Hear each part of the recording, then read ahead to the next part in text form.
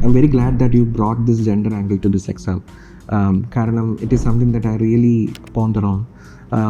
കാരണം എന്ന് വെച്ച് കഴിഞ്ഞാൽ നമ്മുടെ ഇവിടെ ലീഡ് IAS അക്കാഡമിയിൽ അഡ്മിഷൻ എടുക്കുന്ന കുട്ടികളിൽ ഏകദേശം 50% പെൺകുട്ടികളാണ്. ഓക്കെ, മറ്റ് അക്കാഡമികളിൽ അങ്ങനെ തന്നെയാണെന്നാണ് ഞാൻ കരുതുന്നത്. പക്ഷേ സിവിൽ സർവീസ് പരീക്ഷയുടെ മെയിൻസ് ഇവിടെ തിരുവനന്തപുരത്ത് നടക്കുമ്പോൾ നമ്മൾ ആ സെൻറ്ററിൽ പോയി കഴിഞ്ഞാൽ മൊത്തം ആളുകളിൽ ഏകദേശം 20% താഴെ പെൺകുട്ടികളെ നിങ്ങൾ അവിടെ കാണുള്ളൂ, അല്ലെങ്കിൽ ഒരു 30% താഴെ, വളരെ കുറവാണ്. അതിന് പ്രധാനപ്പെട്ട കാരണം എന്താണെന്നറിയോ? ഈ സിവിൽ സർവീസ് പരീക്ഷയിൽ ഒരു 2 or 3 മിനിമം 4 അറ്റംപ്റ്റൊക്കെ ചിലപ്പം ആളുകൾക്ക് എടുക്കും. നമ്മുടെ നാട്ടിൽ ഏത് പെൺകുട്ടീനെയാണ് 4 വർഷം നീ ഓളെ ഇതിനുവേണ്ടി പഠിച്ചോ എന്ന് പറഞ്ഞ് ഒരച്ഛനും അമ്മയെ സപ്പോർട്ട് ചെയ്യാം? ഒരു തവണ വിടും, പരാജയപ്പെടും, വേണമെങ്കിൽ ഒരു വട്ടം കൂടെ ചെയ്തോളാൻ പറയും, അല്ലേ? എന്നിട്ട് 2 വട്ടം കഴിയുമ്പോഴേക്കും കല്യാണമായി, ജോലിയായി, ആകുലതയായി, വേവലാതിയായി.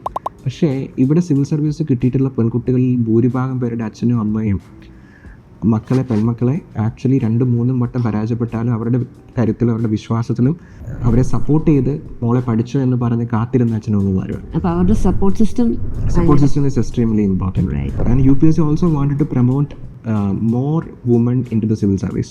എനിക്ക് തോന്നുന്നു ഇതുവരെ നടത്തിയുള്ള സിവിൽ സർവീസ് എക്സാമിൽ ഏറ്റവും കൂടുതൽ പെൺകുട്ടികൾ വിജയിച്ചൊരു പരീക്ഷ എന്ന് പറയുന്നത് ഈ കഴിഞ്ഞ 2024 റിസൾട്ടാണ്. ഏതാണ്ട് 33% പെൺകുട്ടികളാണ് വിജയിച്ചിട്ടുള്ളത്. മുമ്പത്തെ വർഷമാണെന്ന് തോന്നുന്നു ഫസ്റ്റ് റാങ്ക് കിട്ടിയ 5 പേരോ 3 പേരോ പെൺകുട്ടികളാണ്.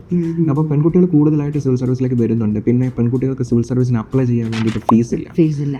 അതോടൊപ്പം തന്നെ കഴിഞ്ഞ തവണ UPSC ചെയ്തൊരു കാര്യമാണ്, UPSCയുടെ നോട്ടിഫിക്കേഷൻ്റെ എല്ലാ പേജിലും woman must come forward and apply for this exam എന്ന് എല്ലാ പേജിൻ്റെയും ബോട്ടം ലൈൻ ആയിട്ട് എഴുതിയിരിക്കും. ഒരു 86 പേജിൻ്റെ ഡോക്യുമെൻ്റാണ്.